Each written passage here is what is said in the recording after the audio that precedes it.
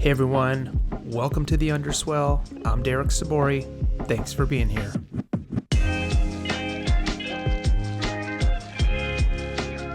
Three, two, one, and we're live. Anthony, we're live here on the Underswell. Welcome to the show. How are you? I'm great. Thank you very much for having me. It's really nice to connect with you again. Very nice. We were on the Ohana Storyteller stage together, and we bumped into each other recently at the Arts OC celebration night, right? The awards night. Yeah. And you grabbed me out in the hallway there, and that was really great. That was really great to connect. And the more I found out what you're doing and what you're up to these days, I'm like, let's get you on the show. Let's tell your story. So I'm glad we're here. Well, I'm super glad to be on the show, and I've enjoyed, some of the other episodes with the titans of industry and, and others that you've had. And, I hope that, sharing my story will, give people some perspective and maybe some direction, maybe some hope. Who knows? Yeah, for sure. All of those things. And I think that's the point, is just kind of painting a diverse perspective of lives, careers, what it takes, what it's been like, how we got there, how we all got there. We're all just kind of pushing through. I mean, you've been recognized for a lot of the work you're doing. You've got this great, really interesting career that's been winding kind of through ultimately into the arts and community activism. So we're going to talk a little bit about all of that. But first of all, it's Friday. Happy Friday. You ready for the weekend? You got any big plans? Yeah, we'll have some good plans tonight. I'm going to the gender reveal of my nephew's first child. So it's my folks' first great grandkid that's on the way. So we'll get to that's cool. We'll get to be part of that. My daughter reminds me that it's the gender reveal, not a baby reveal. The baby will not be revealed tonight. The baby comes later. But the gender will be shared. And I'm going to do a little bit of recording with my friend Wes Chiller. And then Sunday, Los Lobos is playing at the Coach House. So we'll cool.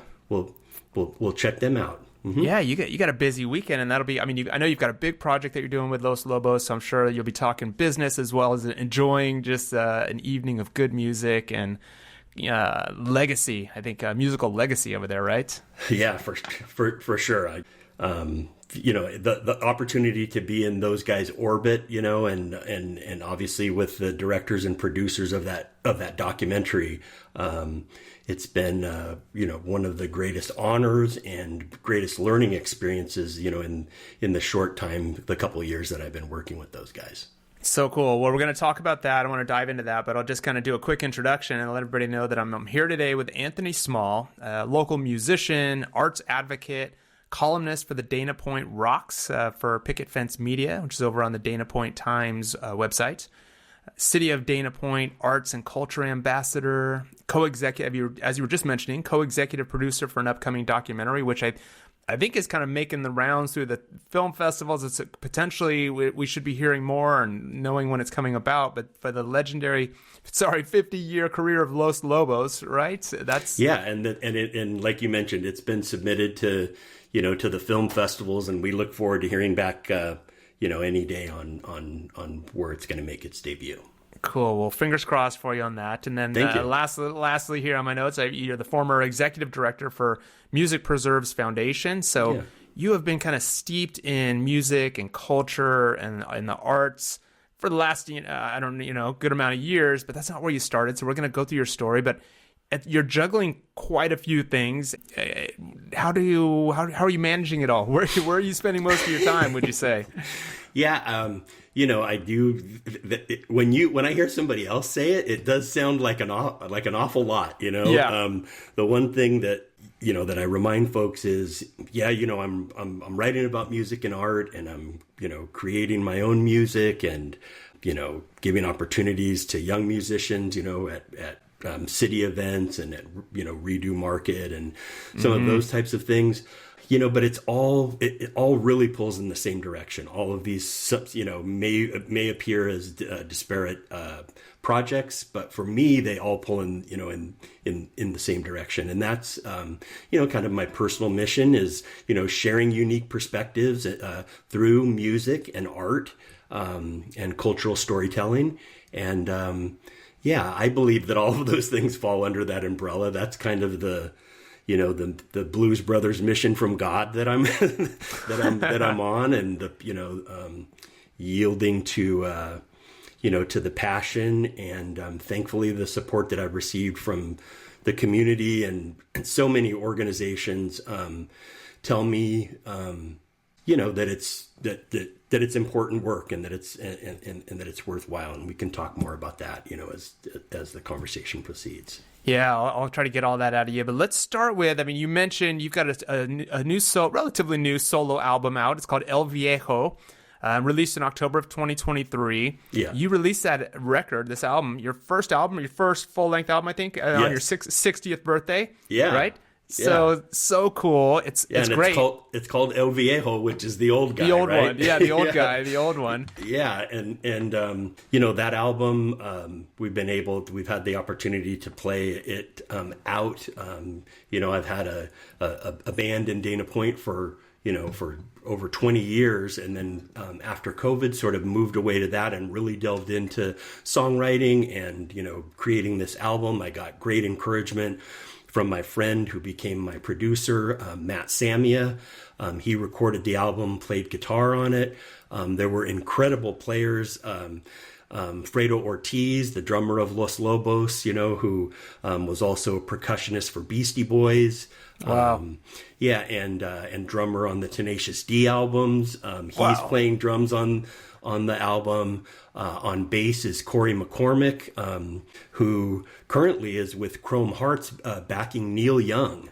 Wow. I met him at Ohana Festival with Lucas Nelson and Promise of the Real. But this Corey McCormick is the man when it comes to bass. He backed the late great Chris Cornell on his solo tours as well. And from the very start, Corey was very generous with his time, both with the student programs that we created. We created some great things over COVID as well, to keep the students connected. And he's playing bass on the album, and I couldn't be prouder.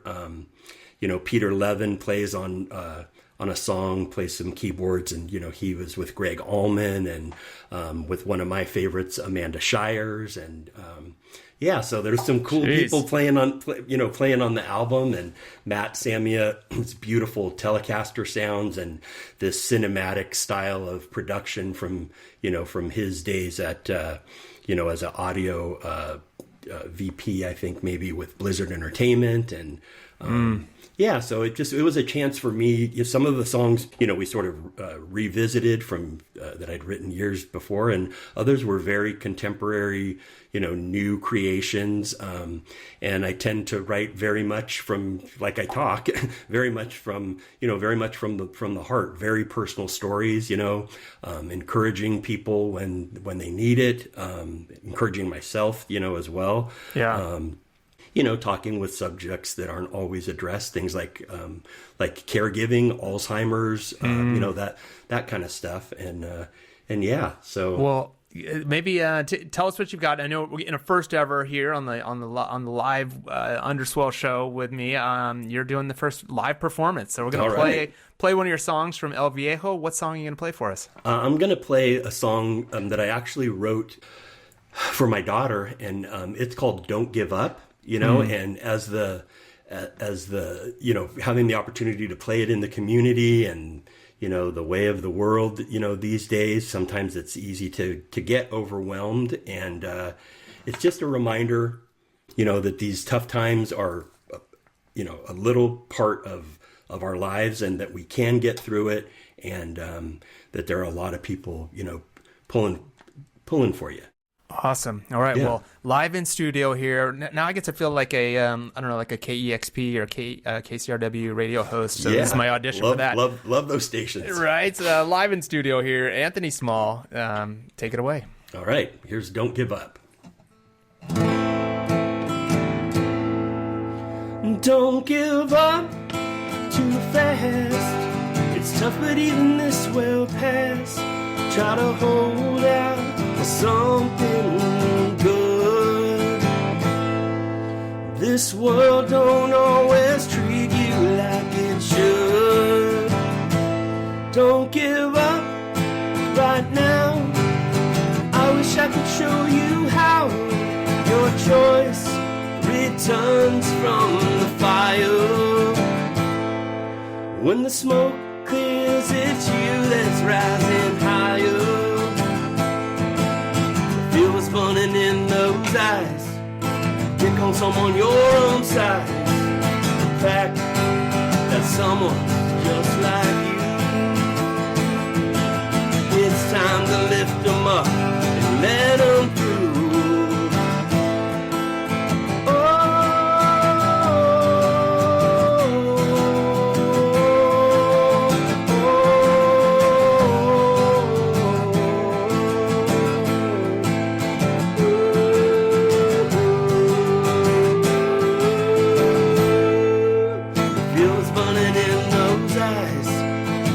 Someone your own size. In fact, that someone's just like you. It's time to lift them up. It's what we'll do. Don't give up today. Tomorrow's not so far away. If you hold out for something good, this world might even treat you like it should. This world might even treat you. It sure as hell tried to beat you. This world might even treat you like it should.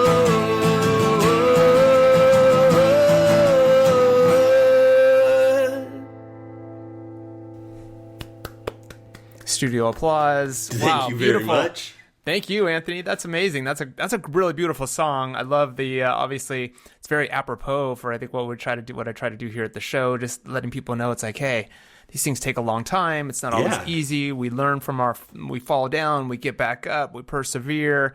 Yeah, what was the process like for writing that song, and how was it received by your daughter? What a special gift.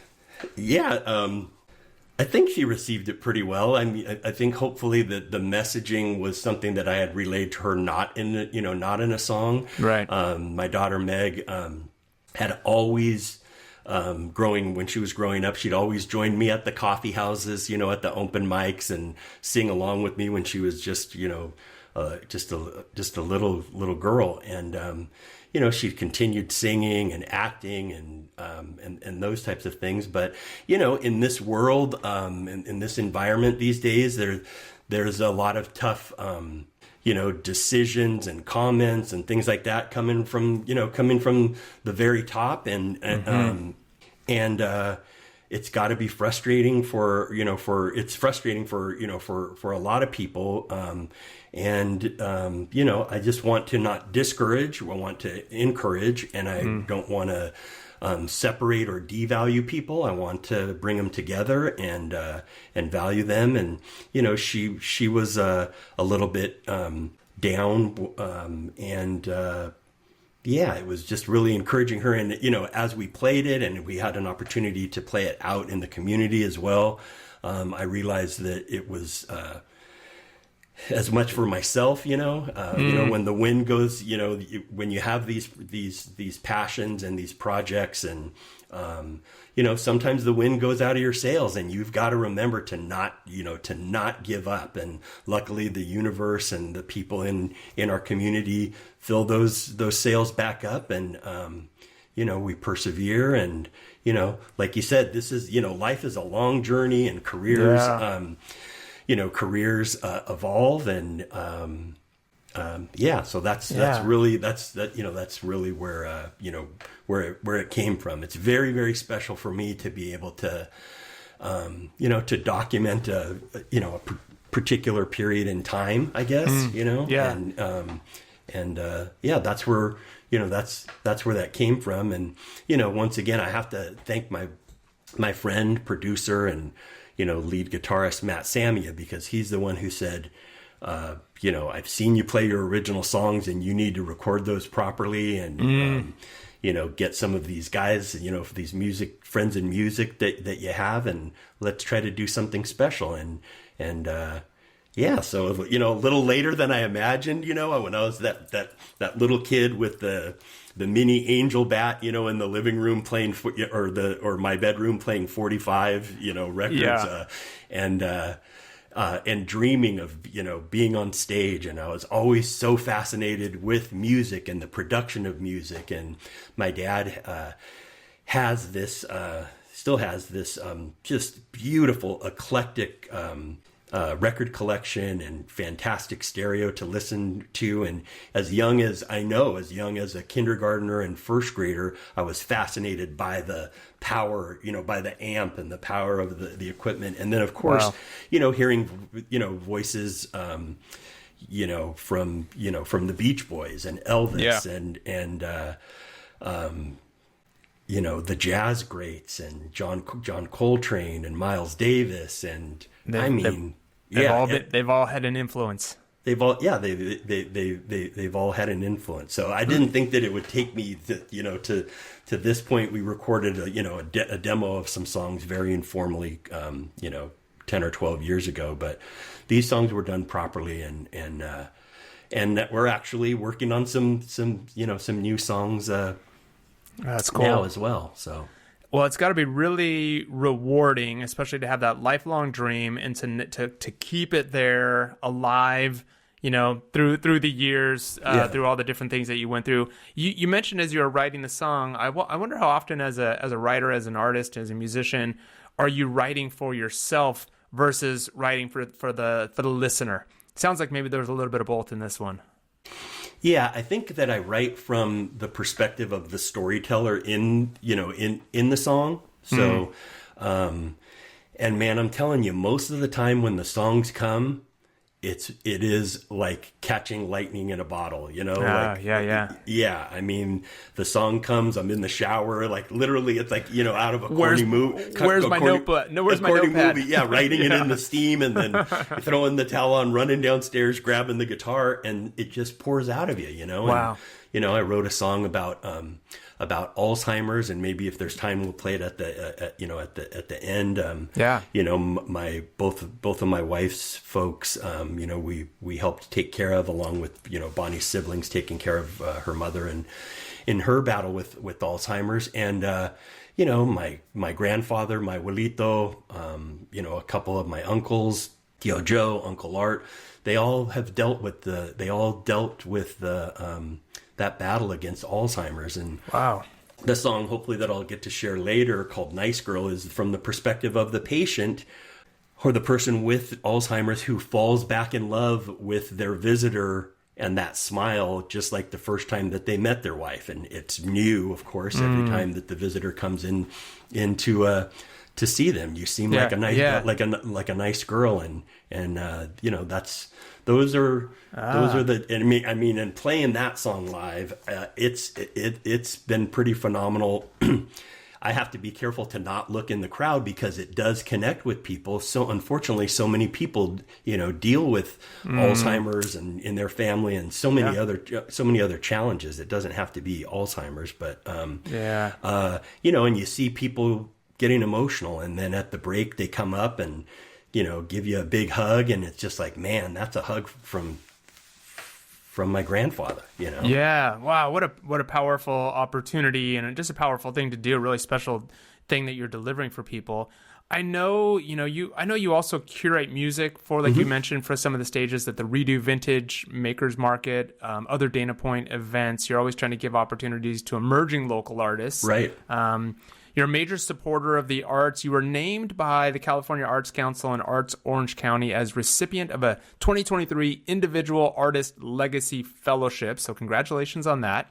Hey, thanks. I'll take your congratulations. And that was something else to be, recognized at the state level. And Rick Stein. Former president of Arts Orange County, he'd encouraged me so much in my arts journey, and But to be recognized by Art Orange County, and especially at that state level with the Legacy Fellowship, which, these are not my words. Rick said it's a Lifetime Achievement Award, and wow. So it's not necessarily the music and art that I've created, but also those, the programs that we brought to schools and the community, and like you mentioned, creating space to showcase emerging artists. Redo Market has become such a part of the fabric of of Dana Point. Thousands of people just take over Del Prado and these wonderful vintage collectors and dealers as well as makers, and it's just it's one of my most favorite things is seeing the community and thousands of people just smiling and going up and down the street, and to be able to have a space right by Truly Pizza. Which I need to interject and say is my son's favorite big rave right now. He's like, I have to take you. It's the best pizza in the nation or something. One of the top 5. So shout out to those guys. That's funny that you mentioned them. Chef goes to those, the Vegas, global pizza cook-offs, and if you haven't tried Truly Pizza, don't be put off that there's a line, or that when you call, know that it's going to take a while if you're going to pick that pizza up. But man, it's worth it. Is it worth it? And they're very supportive of that, of that stage, during Redo and other events. So we get local artists. It's pretty much a requirement for me if I'm curating it, that they're going to be songwriters. Okay. There's always a place for cover music and paying respect to your influences. But one of the things that I look for, when curating Redo and, other community events is this person creating, Are they taking these repetitions, and I want to give them a relatively high level. I mean, thousands of passerbys, certainly, not thousands of focused ticket buyers on their particular music, but it's a exposure nonetheless. Yeah, it's a monumental community event, and these young artists and young at heart artists, they're getting a chance to take these repetitions, playing their original music, telling the stories behind the music. We've seen, we by no means have, has the platform launched, these artists, these guys and young women are doing the work, but I've seen people come from my stage, and I'd seen them at coffee houses or, certainly online, et cetera. And you see them move up to the big stage at Redo. And then you see them at the Coach House. And then you see them on regional tours and then national tours with, with very, and just to, it gives me hope. And you see, if you can help, people, with their dreams, I think that it blesses yours, I love that. Thanks. Well, I want to hear, I guess, we didn't get to talk. I mean, you weren't always in the art space, right? So I know you were in sales, you were in tech sales. So I'm really interested to know how you found your way into this world of art, supporting musicians and artists, music, community engagement. Tell us the story. How does it all start? You mentioned your dad, having awe and respect for the sounds, the equipment, the artists, but you graduated with a communications degree from San Diego State. Go Aztecs. There we go. Go Aztecs. Is this where you imagined it would take you, though? Kind of walk us through the journey, and unwind it for us. Unpack it. Tell us the story. Where do we start, right? Yeah, where in the world do we start? You mentioned your childhood, so maybe let's start with, you get out of San Diego State, and you're like, okay, so what am I going to do? Yeah, so we get out of San Diego State, and at San Diego State, I had the opportunity to play music, at fraternity parties and things like that. And I also had the opportunity to work for the San Diego Padres, just an internship and in marketing and what have you.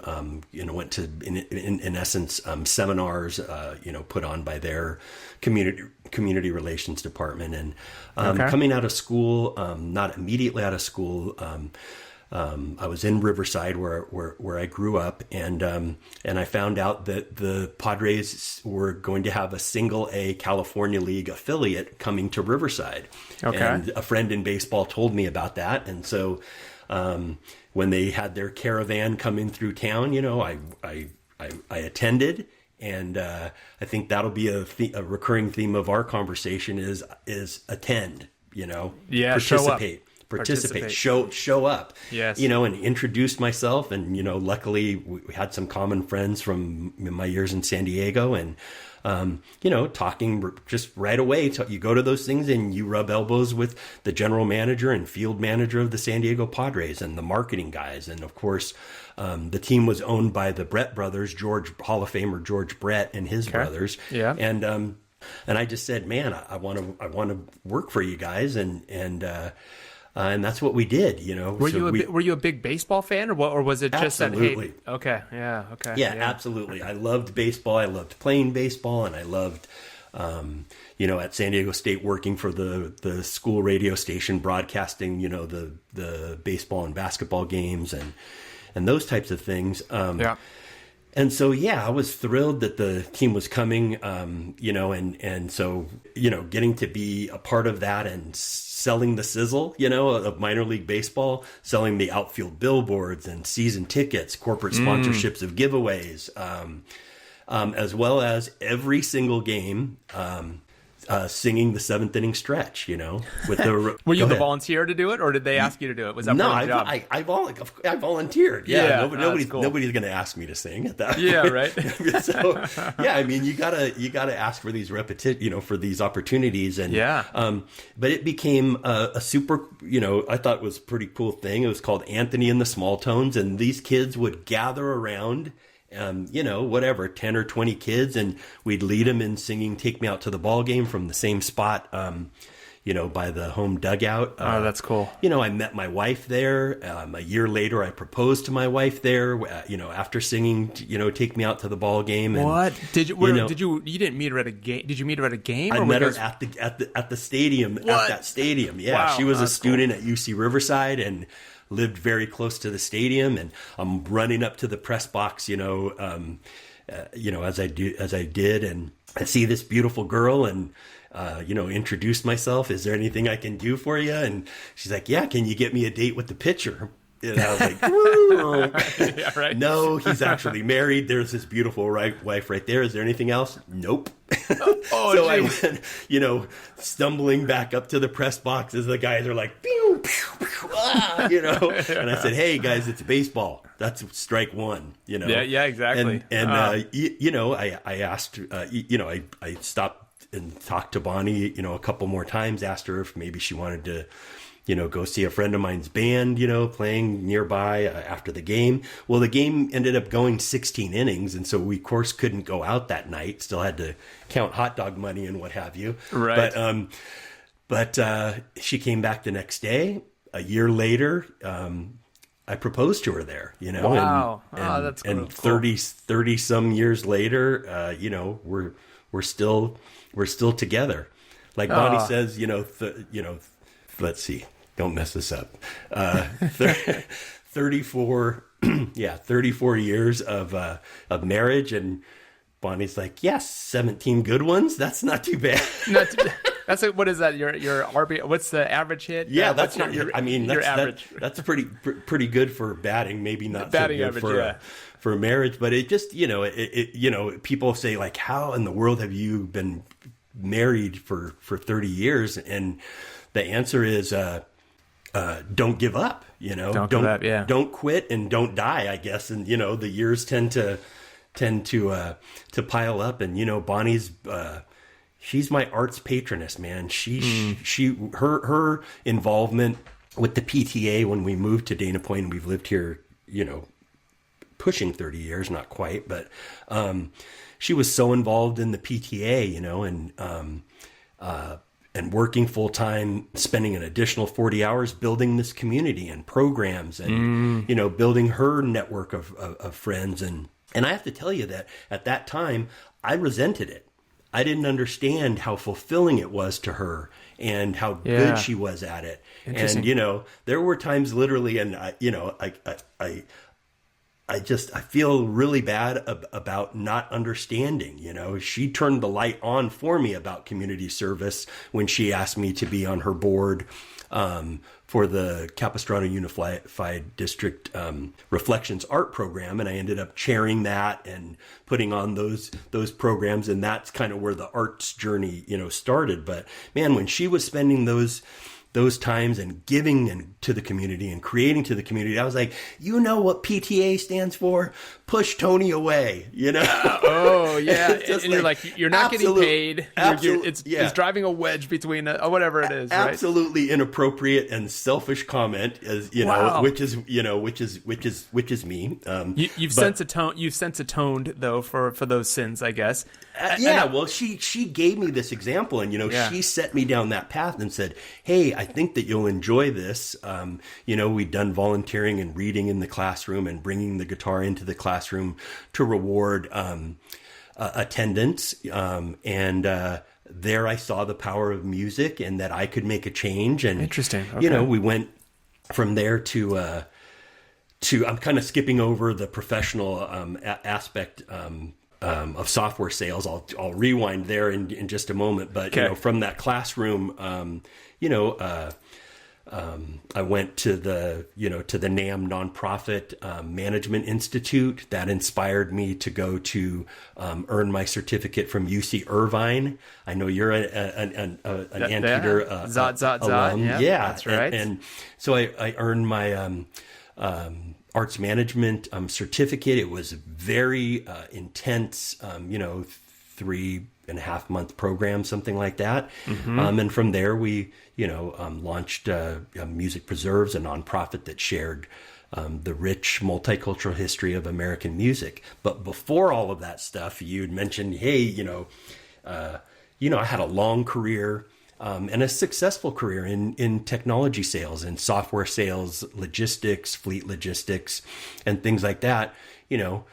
Kind of boring, a little compared to the excitement of the lights and the loud music and all of those types of things.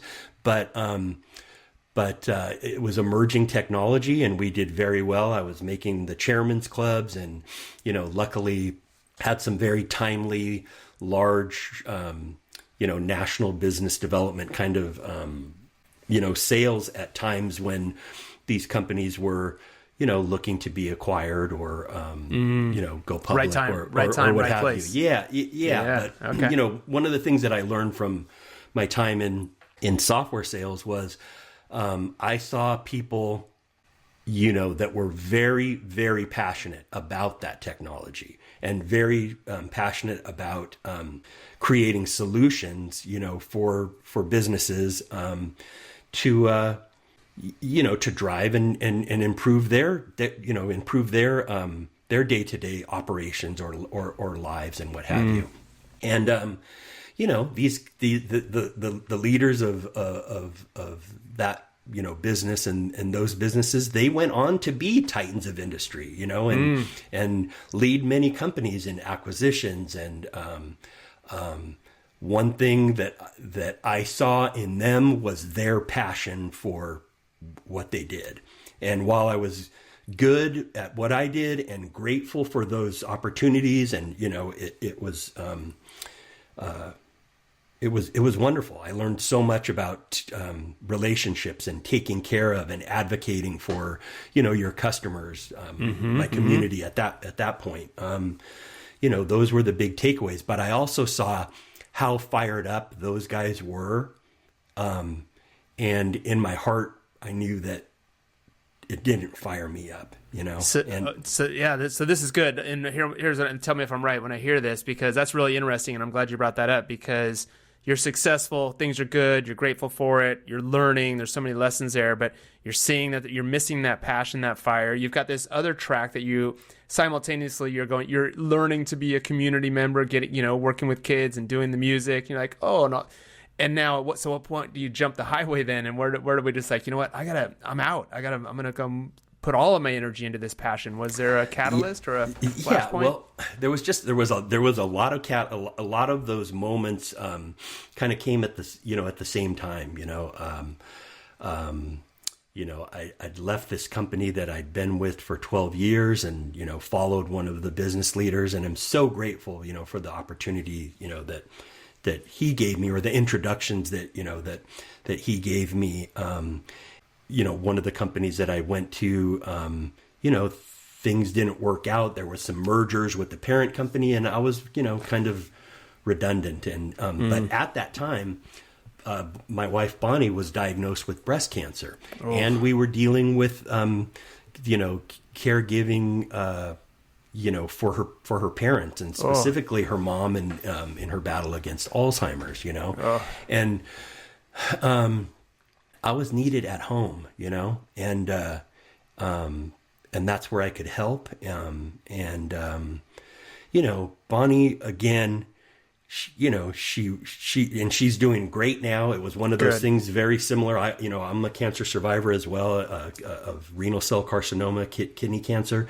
Both of our things were very similar in that they caught it early. We were very, very lucky. And while Bonnie had to do radiation, once they removed my kidney, I didn't have to do radiation or chemo or any of those things. But Bonnie would go to radiation, and then go to work. And I'm taking care of her mother. Of course, we're taking care of her mother, and Alzheimer's Orange County recognized Bonnie as a caregiver of the year. And Bonnie stood up in front of people, saying, "Yeah, I'm a cancer survivor, but I'm no different and not special, no different than anybody else that was in that room, at the Alzheimer's Orange County."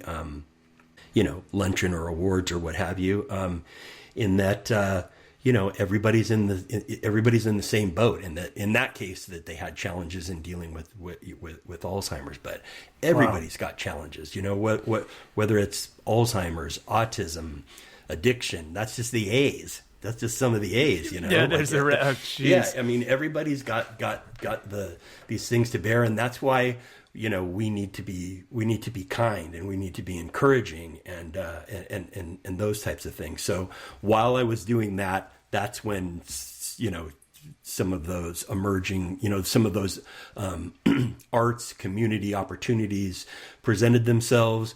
The city of Dana Point had an arts and culture commission appointed by the city council at that time, and I applied for it, and I didn't get it. And we congratulated the people and asked how we could help. I'm not on the commission, but how can I help?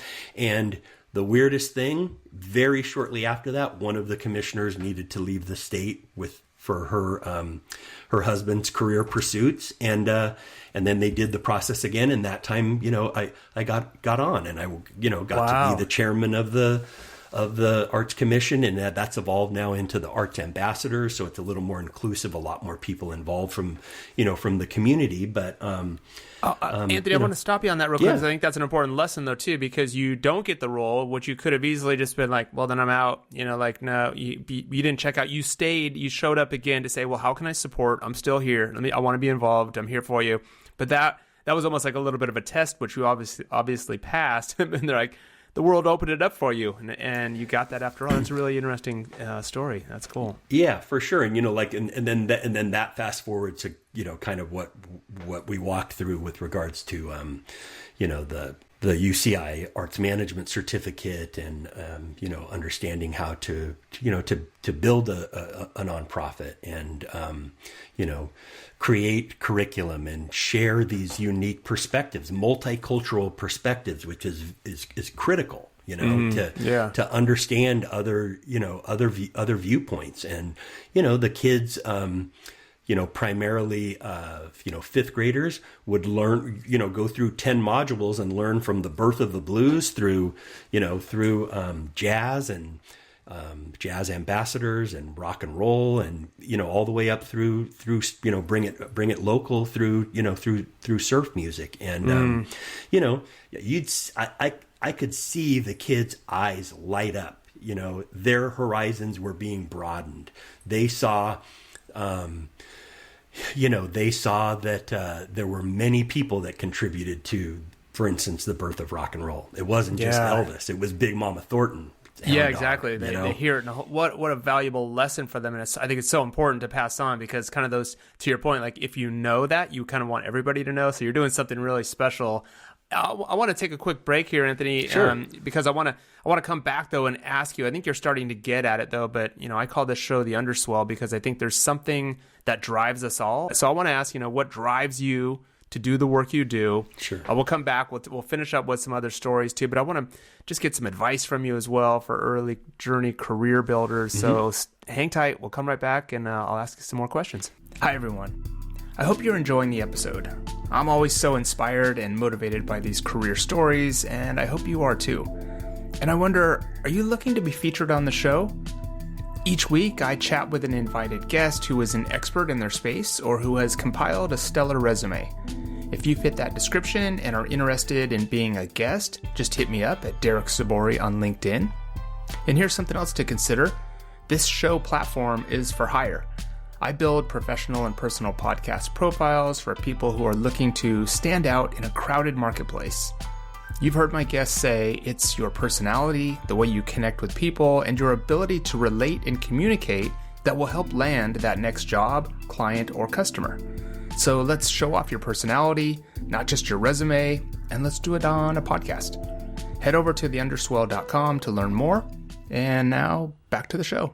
Anthony, we're back. Thanks so much. Right before the break, you were telling me, we were talking about the work that you do in schools and educating kids around sort of the history of music. I know that's been a real passion of yours. Obviously, you're a performer, you're a writer, you're doing your songs, but I guess just kind of close out with that part of the story. Like, tell us about the work you're doing today then. You're still doing the work in the schools, and what's kind of the most meaningful, what takes up the most part of your days these days with the work that you're doing? So telling those multicultural stories as they related to American music, that put me in a position and gave me, experience.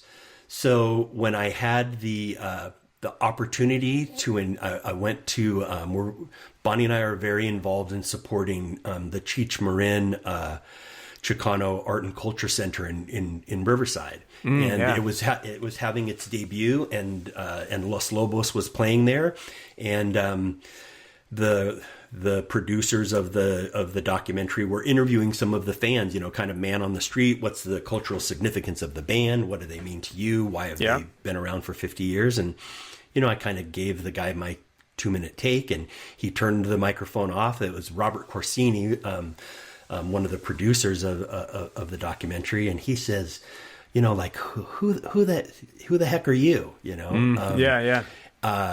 And I said, why do you say it that way? And he's just like, you just boiled down our project and kind of gave it a mission statement and a focus that we've been sort of looking to, looking towards. Would you mind meeting the team, meeting our co-directors, and what was going to be a short 15-minute introduction, ended up being, an hour and a half long call with this amazing team. The co-directors are Doug Blush, multi-Academy Award winner. In the couple of years that I've known him, he's even won more. And his, and his team at Mad Picks, and then the other co-director is Piero Giunti, and he was a photographer for Los Lobos for many years and took a lot of iconic punk photos. But he created and curated. You want to talk about following your dreams and your vision?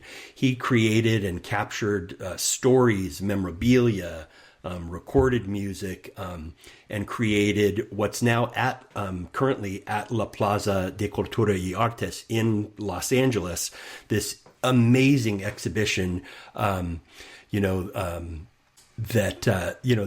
shares the story of East LA music, Oh, cool. And I get a little excited just being in these people's orbit. The other producers, Flavio Morales, Rafael Agustin. These guys are accomplished in telling these cultural, multicultural stories, Chicano focused, in this case. And it's just precisely what I've been working towards. I just kind of didn't know it. I kind of alluded and joked, I just feel like the Blues Brothers, like I'm on a mission from God, and I'm grateful to God, and I'm so grateful to the community and all of these projects, whether it's the city of Dana Point, outgoing city manager Mike Killebrew, incoming city manager Kelly Renders. They've supported the programs that we create and brought to the schools, brought to the community as at large as well.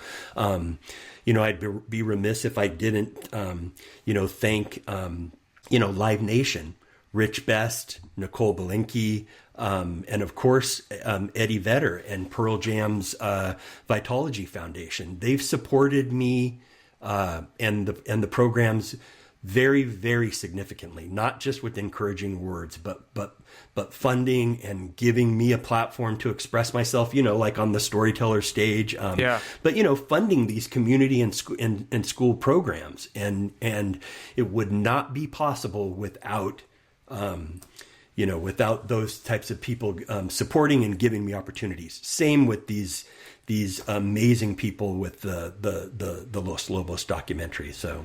Yeah. So I want to ask then. I'm going to ask you then kind of what your underswell is, but I'm going to take it a little bit of a different direction. Like for me, the underswell is this thing that like I said, it's under the hood. It's what keeps you going.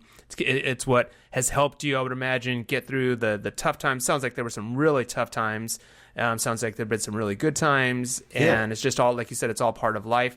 But also there's something obviously about what you do and who you are that gets people to come and support you and gets people to invite you in. So I guess sort of tackle that question from both sides. Like, what is it that you think people are attracted to or that make it so they want to support the work you do? You're so grateful to them. But also, what is it for you personally that drives you to keep going, to keep doing this work and to keep showing up for this work? I've seen, other episodes, so I knew that you were going to get to that. And that can be, I'm an emotional guy. It can be, tough to think about those things, but just because I feel it so deeply, and that's what drives me is music and art, expanded my horizons. It gave me opportunities to be a part of the community. Like that's how it gave me identity. It helped me, address my cultural identity, and help grow pride in who I am, and the work I think that it's critical work. I think that when so many programs are being, funding's being slashed, programs are being eliminated, I just, in my world, where in the world can I kind of help and stop that kind of negative momentum? And I want to be, that feeling. Maybe you don't. I hope you don't. But most people do at times have, that feeling of impending doom. You're like, oh man, like this. What next? Like this is what's around the corner. Well, the arts and music give me a feeling of impending good, and they're the conduit to that. And in turn, I think I'm the conduit to those programs. It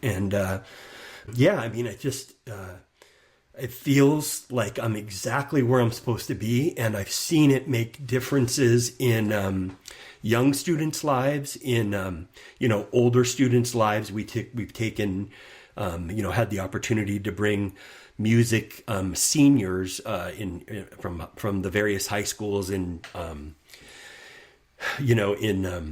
Capistrano Unified, Laguna Beach Unified, and take them backstage to meet these wonderful artists, and they tell them about their educational journey. Hey, they look cool with the long hair, jewelry, and tattoos, but Berklee College of Music, UC Berkeley School of Music, USC Right. School of Music. Yeah. This guy learned from his dad, Willie Nelson, talking about Lucas Nelson, But just, again, to share these extremely unique perspectives and broaden the horizons of what's possible for not just students, for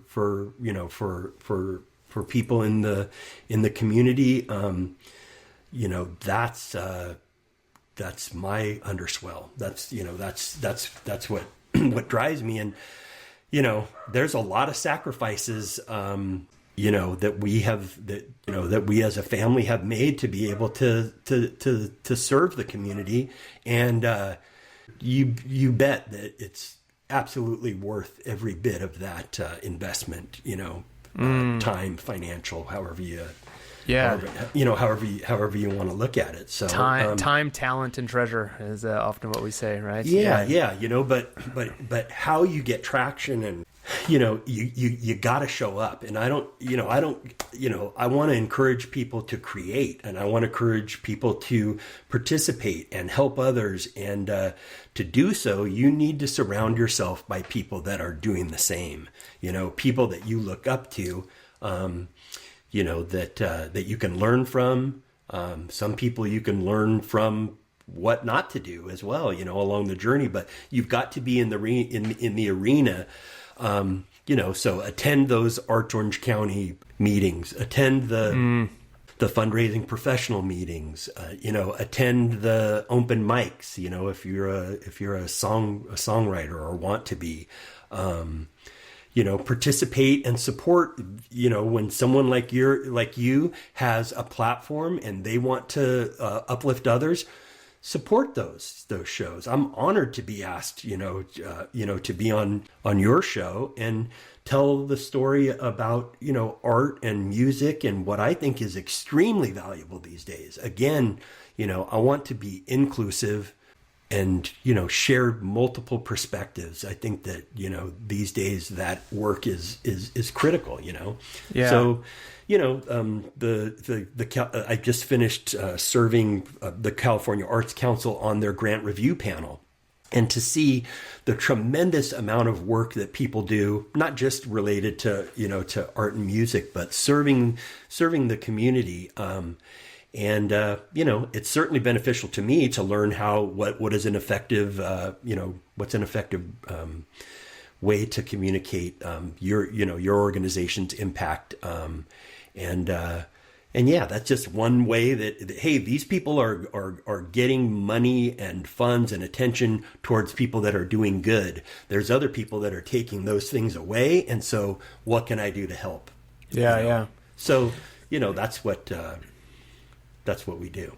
Well, I appreciate that you've sort of got this your eye to the bigger picture. I love that you said, art and on music and culture, it's impending good. And if there's something good out there in the world, that it doesn't exist on its own, it needs to have support and be contributed to. And it's this virtuous cycle, though, because it also makes you feel good. It's rewarding. It fulfills that passion.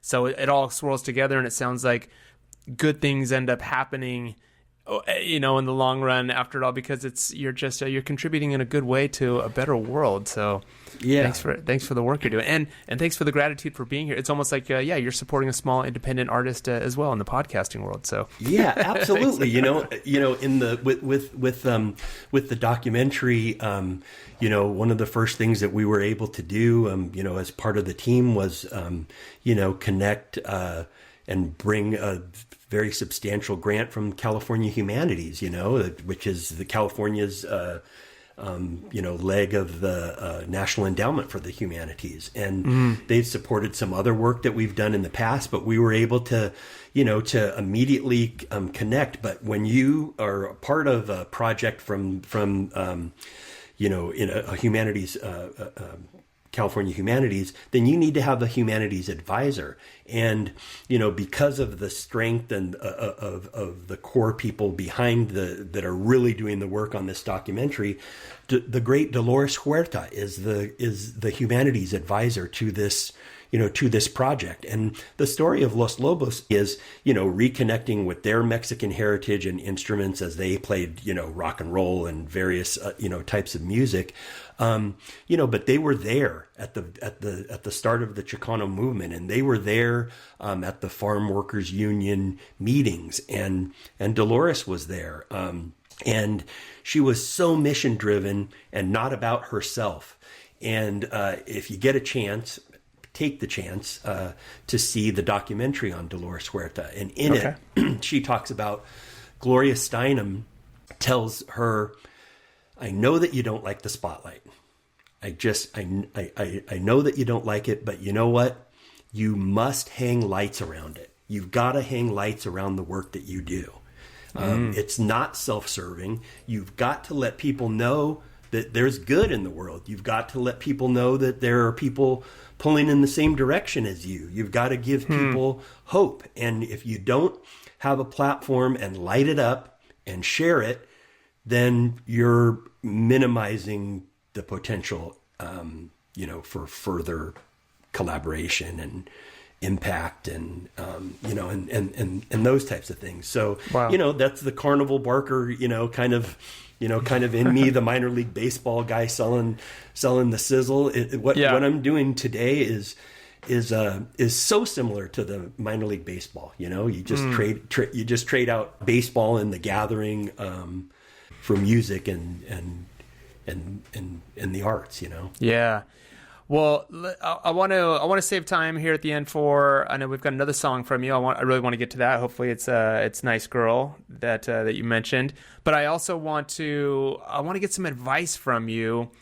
If we tie all these things, it seems like there's a through line, right? And I know there have to be lessons that were learned from the sales, this time you spent in sales. There's obviously been lessons that you've already alluded to them for showing up, supporting the arts. But if we had to kind of narrow all this down into some advice for people who are building their careers, what do you tell them? And maybe these are people too who want a career in music or the arts, but it doesn't have to be. So I'm trying to swirl all this together into sort of some takeaways here for them. What do you got? What do you want to leave people with in terms of advice? Yeah. So, I can only tell you what I know, what works for me. But we're hanging the lights around you right now, though. This is your spot. We're putting the spotlight on you. Your lights, if you are in the case of art or a musician, or business, whatever that it might be, whatever it is that lights you up, that you are passionate about, that's the universe. That's your instinct. That's generations of your ancestors that have created this instinct, in you. And when you align that, I think with a lot of hard work, and effort, I think that the universe, hears you and puts you. You got to put yourself, in those environments to take those quality repetitions, to have the conversations, to become part of the trade, organizations. Take those repetitions, whatever they might be. But I would say, whatever drives you, whatever fulfills your heart, that's what you can pursue. And it doesn't have to be, the main moneymaker at the start, or frankly, I guess even at all. But what drives you, if you nurture that, to me, it becomes like an undeniable force, like the underswell, I guess, Yeah. And I'm not saying that, about myself or just about myself. It's what I see consistently when I see people that are accomplished. You have, as I like to call them, these titans of industry on your show, and they talk about what was their underswell. They loved it. It's what they love, and then they have some things that they're good at. Maybe it's communication, maybe it's sharing the story, maybe it's creating these solutions. Whatever your passion is and your skill set, combine those things, surround yourself with people that are doing the same, And you're going to get those repetitions, because if you're fired up about it, hopefully you have and will further develop these skill sets that will help you, share that fire, share that passion. I often say, my favorite part is seeing not just the kids, but members of the community as well, seeing their eyes light up, seeing their horizons broaden with new perspectives, new opportunities that, give yourself a chance to dream and, dream big and do something about it. And it's never too late to be who you might have been, So I love that. Dream big and do something about it. I really like that. Absolutely. And somebody who you might have been.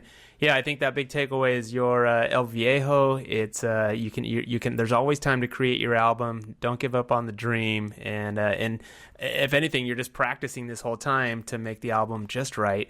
So, Anthony, that's great. Thank you so much. Thanks for the stories. I feel like there's so much more we can unpack, but I'm going to send people to your website. They can follow along with you. I know you're on LinkedIn. You do a great job of keeping up on when your shows are, where we know to find you in Dana Point at the Redo Market. We can find you out there. Do you have any upcoming shows or anything that we need to know about before we close out with your last song here? No, I don't have any upcoming shows right now. Unfortunately, I'm dealing with an ear injury. I had, I was on the wrong end of an amplifier, and somebody plugged it into a keyboard as I was trying to help them, and so I'm needing to give my ears doctor advised rest, and so we don't get in front of house right, currently, but there's plenty to do behind the scenes. To keep busy, that's just another bump in the road, man. That's life. That it's nothing that's gonna stop, So thanks for mentioning El Viejo. Here's the album. I don't know if we can. Yes, yeah. I'll put the links in there to it. There's some great songs on there. And AnthonySmallMusic.com is my website, and look for I'm working currently on a book compiling my 7 years of writing Dana Point Rocks. Oh, cool.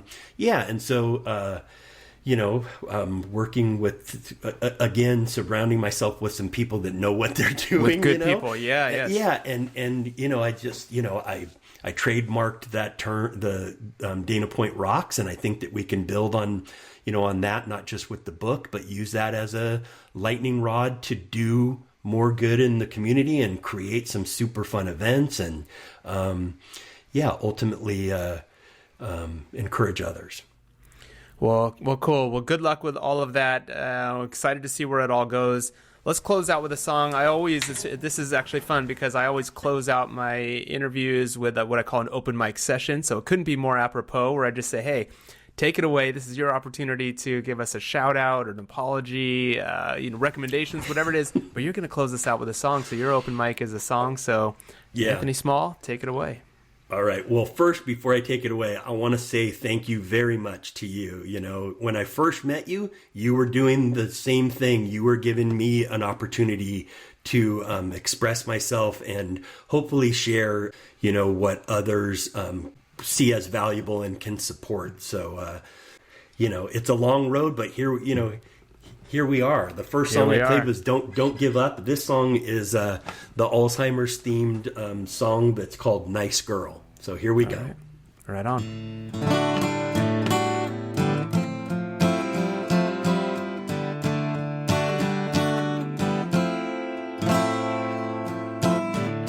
I can't remember what you said or what it is or what it does. It kind of filled a hole.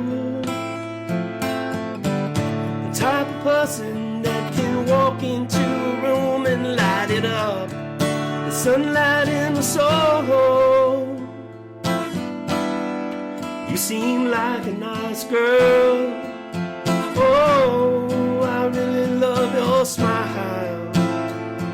Oh, you remind me of someone I used to know. Oh, haven't seen her for a while.